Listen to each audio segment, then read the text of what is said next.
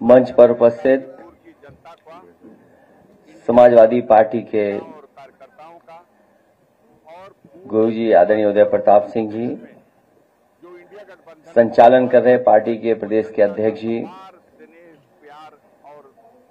जिन साहित्यकारों को हिंदी से जुड़े हुए लोगों को सम्मानित करने का मुझे मौका मिला, आदरणीय अब्दुल बिस्मिल्लाह साहब, आदरणीय वीरेंद्र यादव जी, पार्टी के नेता प्रमोद त्यागी जी, यहाँ पर उपस्थित सभी वरिष्ठ और सम्मानित साहित्यकार, पत्रकार साथी और समाजवादी साथियों, मैं सबसे पहले हिंदी दिवस की आप सबको बहुत बहुत शुभकामनाएं और बधाई देना चाहता हूं।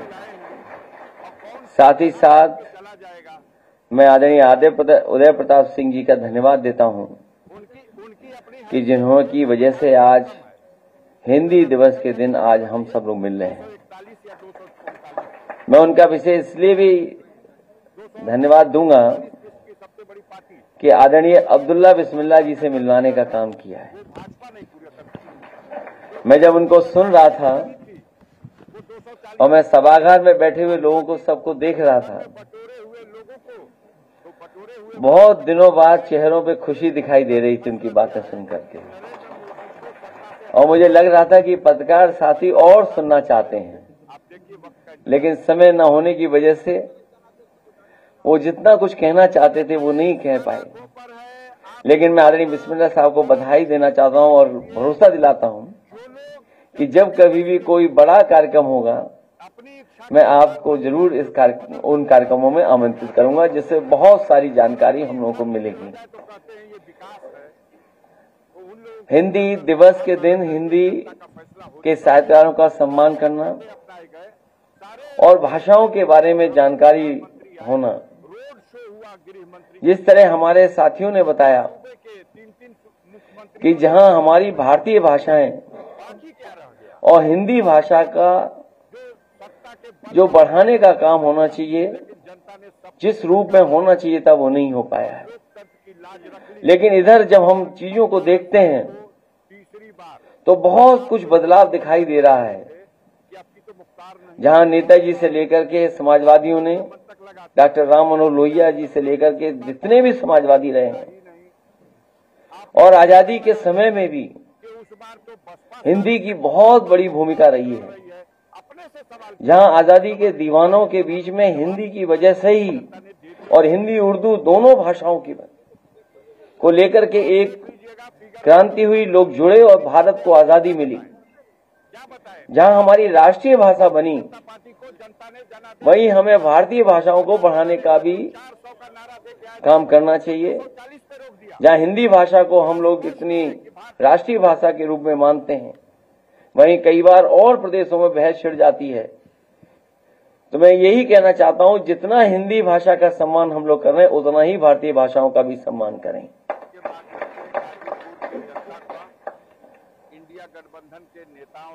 मैं इस मौके पर मैं अपने तमाम समाजवादी साथियों का भी धन्यवाद दूंगा, और खासकर प्रमोद त्यागी जी का, कि जिन्होंने कर्ण महाभारत के सबसे मुख्य वीर, या कहें ऐसा, जो दुर्योधन के साथ था।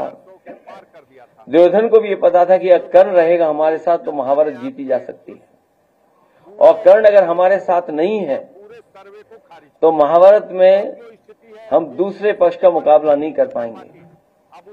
और कई बार ये मौका मिला है और इसमें सीखने को मिला है कि एक मित्र क्या होता है। एक ऐसा मित्र जिसे ये पता था कि मैं युद्ध हारूंगा और मेरी जान जाएगी, लेकिन उसके बावजूद भी उसने मित्रता नहीं छोड़ी। ऐसा पात्र कर्ण है। मैं गुणवीर राणा जी का भी धन्यवाद देता हूं, जिन्होंने आज अपनी किताब आंसुओं की सभा को भेंट किया है। इसके साथ साथ जितने भी साहित्यकार हैं, मैं उनका भी स्वागत करता हूं और भरोसा दिलाता हूं, जिस तरीके से राम मनोहर लोहिया जी, नेताजी और समाजवादियों ने जो हिंदी के बढ़ाने के लिए, संवर्धन के लिए, संरक्षण के लिए जो काम किया है, उस काम को आगे बढ़ाएंगे। मुझे याद है आदरणीय उदय प्रताप सिंह जी जब हिंदी संस्थान के अध्यक्ष उपाध्यक्ष थे, उन्होंने हिंदी के लिए बहुत महत्वपूर्ण काम किया। जितने भी साहित्यकार थे, कवि थे, उन्हें ढूंढ ढूंढ करके सम्मान करने का काम उस समय हुआ था। यश भारती से भी सम्मानित करने का काम हम लोग किया था। हिंदी बढ़े, हिंदी के साथ साथ हमारी भारतीय भाषाएं बढ़ें, हमारी उर्दू बढ़े, यही संकल्प लेकर के हिंदी दिवस की मैं आप सबको बहुत बहुत बधाई और बहुत बहुत शुभकामनाएं देना चाहता हूं। और अपनी इच्छा पूरी हो जाए तो कहते हैं ये विकास है, तो उन लोगों को अपने अंदर सुधार लाना चाहिए। जनता का फैसला हो चुका है, सारे हथकंडे अपनाए गए, सारे बड़े बड़े दिग्गज यहाँ पर प्रधानमंत्री आए, रोड शो हुआ गृह मंत्री का, देखिए मंत्रियों ने बाकी क्या रह गया, सब कुछ जो सत्ता के बल का उपयोग किया, लेकिन जनता ने सबको धक्का मार करके और लोकतंत्र की लाज रख ली। और अफजाल अंसारी को तीसरी बार ये सवाल किया आपने, आपकी तो मुख्तार नहीं है क्या, क्योंकि कर्ण आप ही लोग ये मंतक लगाते और दानवीर आज तक कोई दूसरी बार 84 के बाद जीता ही नहीं, दानवीर कर्ण और त्याग लगाते थे का इतना बड़ा उदाहरण कहीं नहीं मिलता जो महाभारत में हम कर्ण के माध्यम से सीखते हैं, देखते हैं और सुनते हैं। सारे सवालों का जवाब लेकिन जैसा दिया या नहीं दिया, अभी कुछ देर पहले कुर्सी की बात हो रही थी, लीजिएगा फिगर अभी अपनी बातें आपको क्या राजनीति में बताए, प्रयास होगा भारतीय जनता पार्टी अपने विचारों को लेकर के, अपने कार्यक्रमों को लेकर के, सिद्धांतों को लेकर के उनको 240 अगर क्या करना पड़ेगा स्पष्ट है कि तो हम समाजवादी लोग तैयार रहेंगे। इंडिया गठबंधन के नेताओं और कार्यकर्ताओं का और पूरे पूर्वांचल और उत्तर प्रदेश में जो इंडिया गठबंधन को, समाजवादी पार्टी को जनता का अपार स्नेह, प्यार और समर्थन प्राप्त हुआ है, इसके लिए बहुत बहुत धन्यवाद और बधाई। देखिए, कर्ण पे जब हम लोग पढ़ते हैं, मुझे याद है साथियों की तो 72 घंटा पहले हमारे जितने भी साहित्यकार हैं लेकिन अफसोस सब जानते हैं, और बहुत सारे साथियों ने, पूरे दिनकर जी ने जो लिखा है कर्ण के बारे में को खारिज कर दिया। रश्मि रति में, शायद उससे अच्छा कर्ण के बारे में नहीं लिखा गया होगा। दम पे सरकार बना ले, और वो पक्ष जब वो शूद्र वाली बातें शुरू हुई, वो भानुमती का पिटारा है, वो शायद इतना स्पष्ट तरीके से और जिस भाव के साथ लिखा गया, शायद कोई बड़ा उसके अलावा लेख नहीं आया है। उनकी अपनी जो गठबंधन था टोटल अंतिम संख्या कितनी, वो ऐसा गठबंधन था 40 या 239, जो बाबा साहब भीमराव अम्बेडकर जी, डॉक्टर राममनोहर लोहिया जी करना चाहते थे अपने जीवन काल में, वो नहीं कर पाए। 272 का जादू यहाँ इसीलिए आपको याद होगा उस समय मैं कहता था कि सपा बसपा का गठबंधन दे के चली थी, ये देश की राजनीति को बदलेगा। अब बाकी गठबंधन में लेकिन कुछ परिस्थितियां ऐसी रहीं जिसकी वजह से वो गठबंधन नहीं चल पाया, देश की जनता ने फैसला और बात बहुत छोटी आई है, को सत्ता से हटाना है। किसने किसका फोन नहीं उठाया, किसने किसको फोन किया, देखिए वक्त आप सोचिए। और उस समय का आपके पास रिकॉर्ड भी होगा, आंखों पर है, मेरे मंच में, मेरे बगल में अपना देश को स्वीकार कीजिए, बहुत ही पुराने बहुजन समाज पार्टी के नेता बैठे थे, अपनी इच्छा के अनुसार और जिस समय मुझे सूचना मिली नहीं है, ये जात पात है, कि सपा बसपा का गठबंधन तोड़ दिया गया है ये विकास है, या सपा बसपा का गठबंधन आगे नहीं रहेगा, लाना चाहिए जनता का तो सबसे पहले मैंने उन्हीं से पूछा। हथकंडे अपनाए गए, सारे मुझे अभी भी याद है, मेरी बाईं तरफ बैठे थे वो। मंत्री आए, मैंने कहा अब क्या करें और क्या करना चाहिए हम लोगों को। दो सूबे के उन्होंने कहा कि हमें भी ऐसे ही धोखा मिला था, आपको भी धोखा मिल गया। या बाकी क्या रह गया, सब सत्ता के बल का उपयोग हो सकता था किया, लेकिन जनता ने सब देखिए, ये बात और मत छेड़े क्योंकि मुझे जाना है दिल्ली, ली।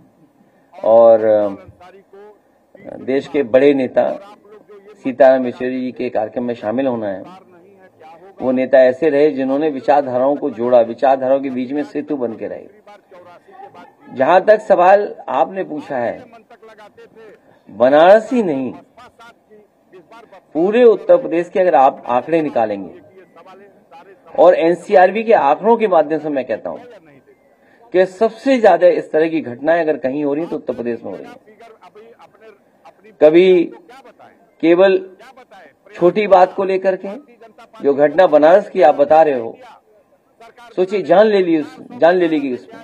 उनको 240 ऐसी बहुत सारी घटनाएं उत्तर प्रदेश में देखने को मिलती हैं आए दिन, और इसलिए मिल रही हैं क्योंकि जितना पुलिस विभाग है वो पूरा का पूरा पुलिस विभाग साजिश और षड्यंत्र करने में लगा हुआ है। कोई घटना अगर की है, मान लीजिए फेक इनकाउंटर किया है, तो फेक इनकाउंटर के तार जोड़ने के लिए आपको घंटों साथ बैठना पड़ेगा।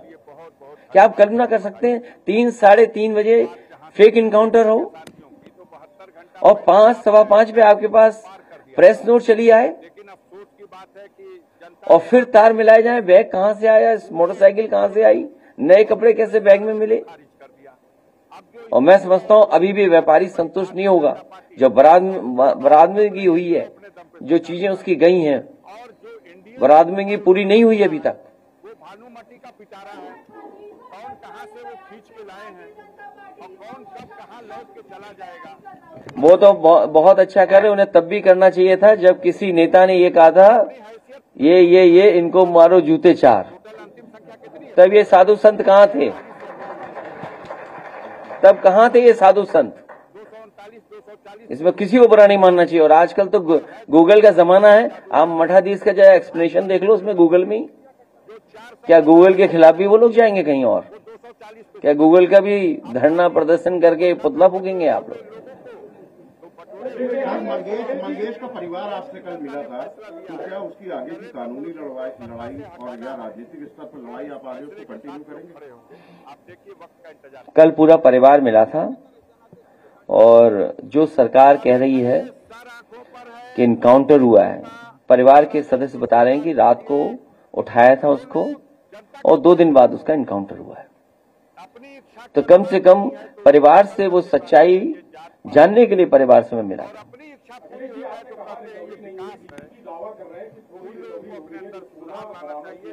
पुलिस के डर से सब कह देंगे हाँ पूरी बरामदगी हो चुकी है।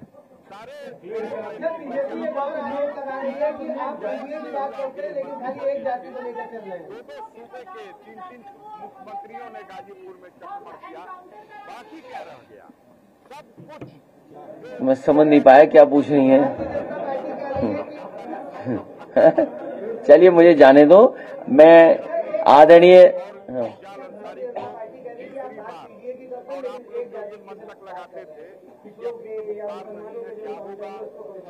जितने भी इनकाउंटर हुए हैं समय समय पर समाजवादी पार्टी ने आवाज उठाई है।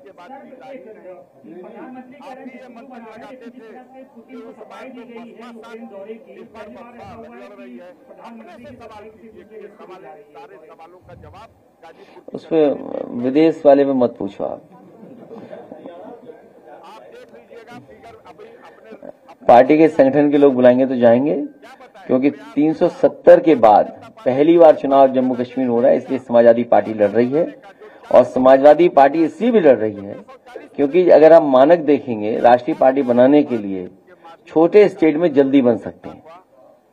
इंडिया गठबंधन के नेताओं और कार्यकर्ताओं का और पूरे पूर्वांचल और उत्तर मुझे लगता है यहाँ भी हमारे ऊपर भी मानहानि का केस दर्ज होने जा रहा है।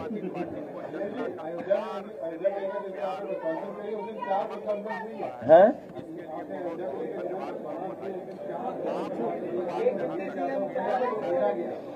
देखिए, ये हमारे पत्रकार साथी बहुत महत्वपूर्ण सवाल पूछ रहे हैं और उन्होंने ये कहा, मैंने अपनी प्रेस कॉन्फ्रेंस में भी यही कहा था कि अयोध्या जैसी पावन धरती पर अगर इस तरह का जमीनों को लेकर के भ्रष्टाचार हो रहा है तो आप कल्पना करो और जिलों में क्या हो रहा होगा। भारतीय जनता पार्टी और उनके तमाम पदाधिकारी और नेता जब से इनकी सरकार बनी है जमीनों के काम कर रहे हैं। सबसे बड़े भूमाफिया के रूप में उभर करके आई है पार्टी। केवल जमीनें नहीं, कई जगह इन्होंने तालाब कब्जा किए हैं, तालाब भी समाप्त कर दिए। आपके लखनऊ शहर में ही कई तालाब खत्म कर दिए और प्लॉटिंग हो रही है।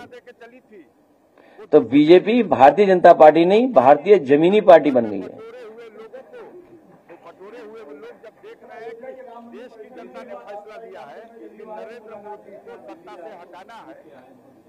वो हमारे इंडिया गठबंधन के सहयोगी नेता हैं, आज संभव नहीं, फिर कभी मुलाकात होगी। मैं एक बार फिर आदरणीय अब्दुल्ला जी का और वीरेन जी का आने के लिए बहुत बहुत धन्यवाद और बहुत बहुत बधाई देता हूं।